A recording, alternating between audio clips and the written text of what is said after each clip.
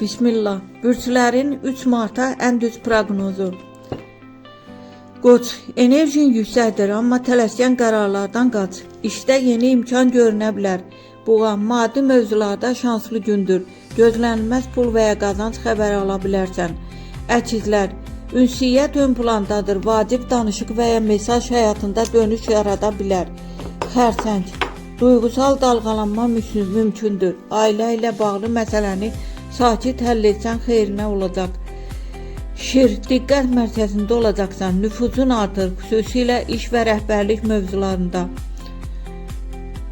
Qız, planların gözdən keçir, kiçik detalı düzəltmək böyük uğur gətirə bilər. Tərəzi, sevgi həyatında canlanma var, yeni tanışlıq və romantik xəbər mümkündür. Əqrəb, gizli qalan məsələ üzə çıxa bilər, səbirli olsan üstün çıxacaqsan. Oxatan, səyahət və ya yeni plan enerjisi güclüdür. Riskli addımı ölçüb biç. Oğlaq, iş və pul mövzuları aktivdir. Ciddi qərar vermək üçün uyğun gündür. Dolça, yaradıcı ideya qəfil uğuru gətirə bilər. Fikrini gizlətmə, paylaş.